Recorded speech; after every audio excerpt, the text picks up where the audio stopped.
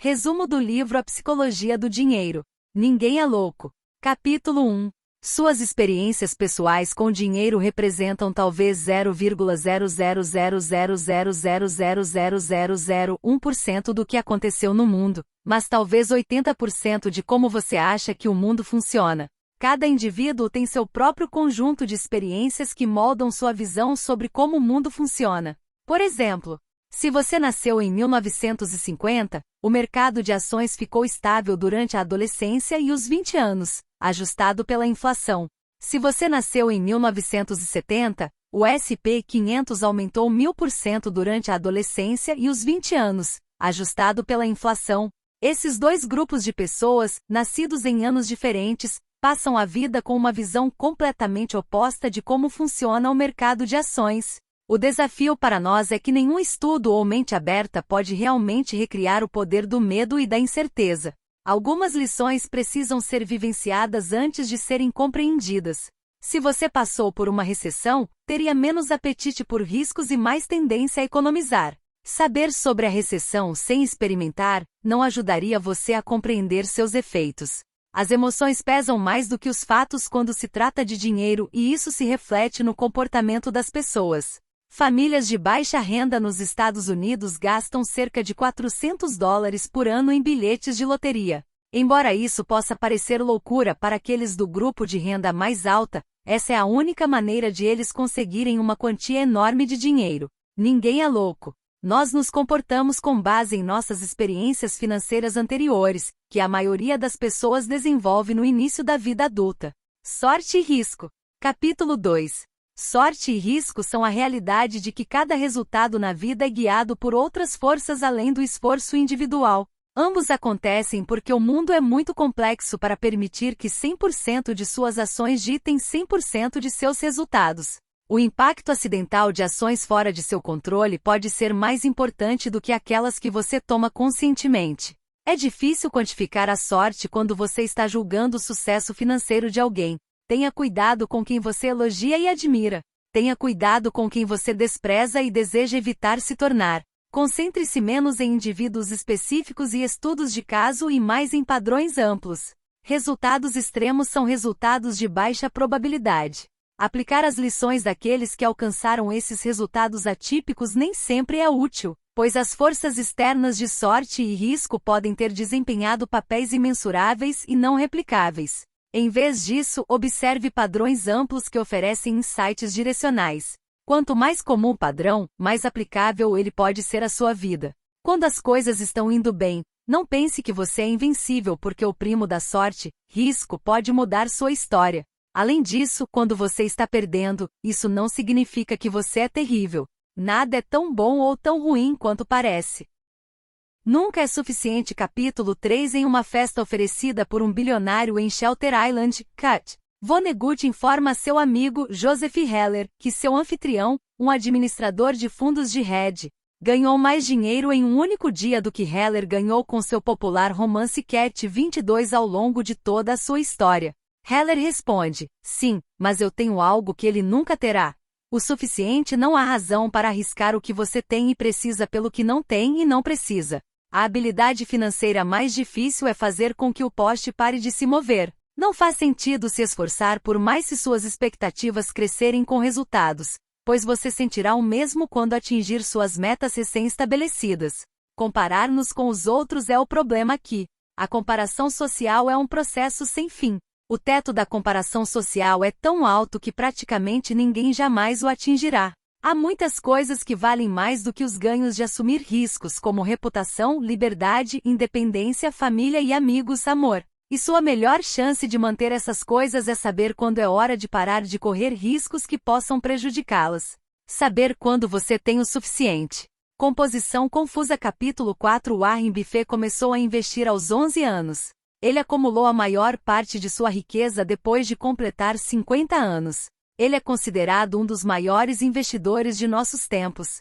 Efetivamente, todo o sucesso financeiro de Warren Buffett pode ser vinculado à base financeira que ele construiu na adolescência e à longevidade que ele manteve em seus anos geriátricos. Sua habilidade é investir, mas seu segredo é o tempo. Um bom investimento não significa necessariamente obter os maiores retornos. Trata-se de obter retornos muito bons que você possa manter e que possam ser repetidos por um longo período de tempo. É quando a composição funciona solta ficar rico versus permanecer rico. Capítulo 5. Há muitas maneiras de adquirir riqueza. Mas só há uma maneira de se manter rico, uma combinação de frugalidade e paranoia. Ganhar dinheiro exige correr riscos, ser otimista e se expor. Manter dinheiro exige o oposto. Requer humildade e medo de que o que você fez possa ser tirado de você com a mesma rapidez. Não podemos presumir que o sucesso de ontem se traduza na boa sorte de amanhã. Precisamos desenvolver uma mentalidade de sobrevivência. Significa desenvolver a capacidade de permanecer por muito tempo sem acabar ou ser forçado a desistir. Objetivo: finanças inquebráveis. Permaneça no jogo por tempo suficiente para que a composição funcione. Espaço para erros. Um bom plano deixa espaço para erros. Margem de segurança. Quanto mais você precisa de elementos específicos de um plano para ser verdadeiro, mais frágil seu plano financeiro se torna. Seja otimista em relação ao futuro, mas paranoico com os obstáculos na jornada. Taios você ganha. Capítulo 6. Uma boa definição de gênio investidor é o homem ou a mulher que consegue fazer a coisa normal quando todas as pessoas ao seu redor estão ficando loucas. As caudas conduzem tudo. Tudo que é enorme, lucrativo, famoso ou influente é o resultado de um evento excepcional, um evento único em milhares ou milhões. O modelo de capital de risco depende disso. Se um fundo fizer 100 investimentos, ele espera que 80% falhem, alguns deles se saiam razoavelmente bem e esperam que 2 impulsionem os retornos dos fundos. Da mesma forma, no mercado de ações, a maioria das empresas públicas falham, algumas se dão bem e apenas algumas geram retornos extraordinários. Liberdade. Capítulo 7. O dinheiro lhe dá a capacidade de fazer o que quiser, quando quiser, com quem quiser, pelo tempo que quiser. Controlar seu tempo é o maior dividendo que o dinheiro paga. A maior forma de riqueza é a capacidade de acordar todas as manhãs e dizer: eu posso fazer o que eu quiser hoje. Ter um forte senso de controlar a vida é um indicador mais confiável de sentimentos positivos de bem-estar do que qualquer uma das condições objetivas de vida que consideramos. O paradoxo do homem no carro. Capítulo 8. Quando você vê alguém dirigindo um bom carro, você raramente pensa no cara dirigindo o carro. Em vez disso, você acha que se você tivesse o carro, as pessoas pensariam que você é legal. Há um paradoxo aqui: as pessoas tendem a querer riqueza para sinalizar aos outros que elas devem ser queridas e admiradas. Mas na realidade, essas outras pessoas muitas vezes evitam admirar você, não porque não achem que a riqueza seja admirável, mas porque usam sua riqueza como referência para seu próprio desejo de serem amadas e admiradas. Ninguém está tão impressionado com seus bens quanto você. Riqueza é o que você não vê. Capítulo 9. Riqueza são ativos financeiros que ainda não foram convertidos nas coisas que você vê. Quando alguém compra um carro novo no valor de $100.000, fica com $100.000 a menos do que tinha antes de comprar o carro. Julgamos a riqueza pelo que vemos, porque essa é a única informação que temos à nossa frente.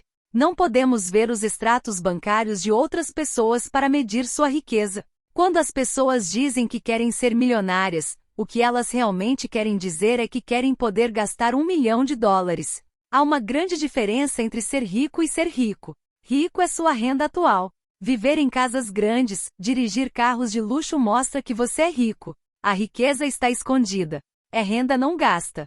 O valor da riqueza está em oferecer opções, flexibilidade e crescimento para um dia comprar mais coisas do que você poderia agora. Gastar dinheiro para mostrar às pessoas quanto dinheiro você tem é a maneira mais rápida de perder dinheiro. Economize dinheiro. Capítulo 10. Construir riqueza tem pouco a ver com seus retornos de renda ou investimento, e muito a ver com sua taxa de poupança. Você pode construir riqueza sem uma alta renda, mas não tem nenhuma chance de construir riqueza sem uma alta taxa de poupança. Seus retornos de investimento podem torná-lo rico, mas os resultados são incertos. Enquanto a poupança pessoal e a frugalidade estão mais sob seu controle e têm 100% de chance de serem tão eficazes no futuro quanto são hoje. Aprender a ser feliz com menos dinheiro cria uma lacuna entre o que você tem e o que deseja, semelhante à diferença que você obtém ao aumentar seu salário, mas mais fácil e sob seu controle. Depois de um certo nível de renda, o que você precisa depende apenas do seu ego. Razoável racional. Capítulo 11. Não tente ser friamente racional ao tomar decisões financeiras. Procure ser bastante razoável. Razoável é mais realista e você tem mais chances de continuar com isso a longo prazo, o que é mais importante quando se administra dinheiro. Um investidor racional toma decisões com base em fatos numéricos. Um investidor razoável considera o impacto da decisão em seu cônjuge, sua família e seus colegas de trabalho. Os investidores razoáveis adoram suas estratégias tecnicamente imperfeitas, pois são mais propensos a segui-las. Surpresa! Capítulo 12. Coisas que nunca aconteceram antes acontecem o tempo todo. É inteligente ter um profundo apreço pela história econômica e de investimentos.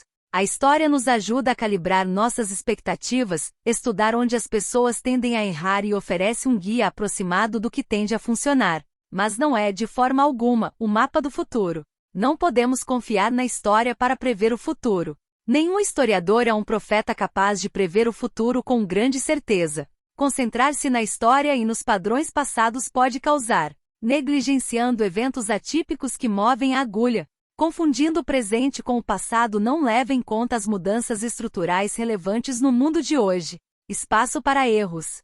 Capítulo 13. O objetivo da margem de segurança é tornar a previsão desnecessária. Você nunca pode prever o que o futuro reserva. Quando você se dá espaço para erros, está planejando qualquer incerteza, aleatoriedade ou chances desconhecidas que possam ocorrer. Aumente sua distância entre o que você acha que vai acontecer e o que pode acontecer. Planeje que seu plano não vá de acordo com o plano. Ponto único de falha. Quando muitas coisas dependem de uma coisa para funcionar corretamente e essa coisa quebra, todo o sistema falha. O maior ponto único de falha com dinheiro é a dependência exclusiva de um salário para financiar as necessidades de gastos de curto prazo, sem economias para criar uma lacuna entre o que você acha que são suas despesas e o que elas podem ser no futuro. Você mudará. Capítulo 14. Somos péssimos analistas de nosso futuro.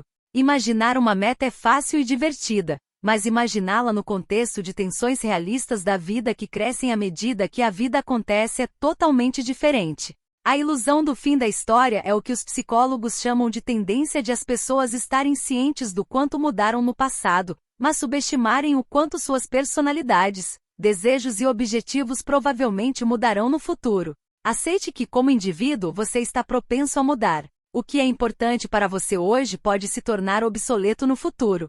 Supor que você será feliz com uma vida simples, mesmo com baixos rendimentos ou optando por trabalhar por horas intermináveis para ganhar riqueza, aumenta as chances de você se arrepender disso no futuro.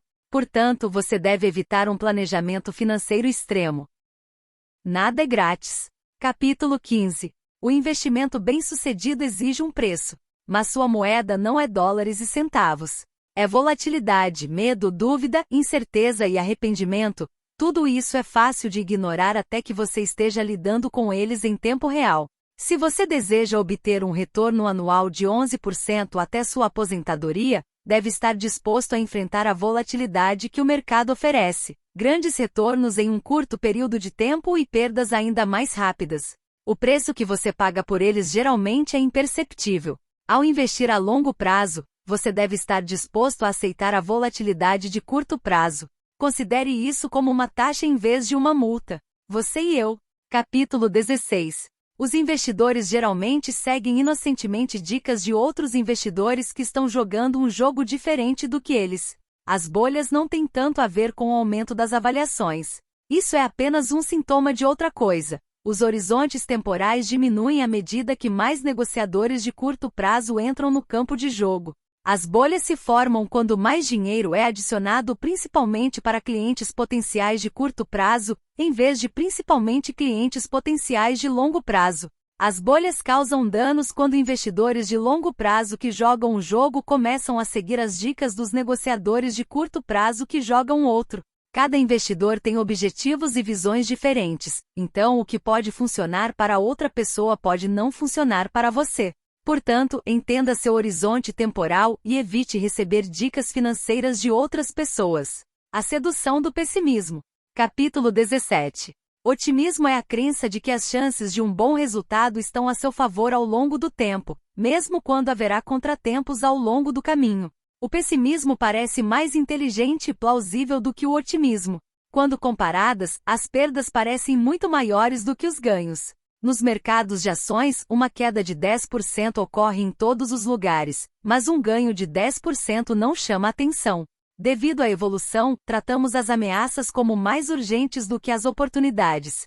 Diga a alguém que tudo vai ficar bem e é provável que essa pessoa dê de ombros ou ofereça um olhar cético. Diga a alguém que ela está em perigo e que você tem toda a atenção dela. O crescimento é impulsionado pela composição, que é lenta e leva tempo, enquanto a destruição acontece em um instante. Quando você vai acreditar em qualquer coisa? Capítulo 18. O mundo é movido por histórias. Quanto mais você quer que algo seja verdade, maior a probabilidade de acreditar em uma história que superestima as chances de ser verdade. Todo mundo tem uma visão incompleta do mundo, mas formamos uma narrativa completa para preencher as lacunas. Tentamos entender o passado explicando os eventos à medida que eles se desenrolavam. Isso nos dá a ilusão de que entendemos como o mundo funciona. E isso leva a erros. Em vez de aceitar que não entendemos as coisas, tentamos desenvolver teorias pessoais que sejam psicologicamente reconfortantes. A ilusão de controle é mais persuasiva do que a realidade da incerteza.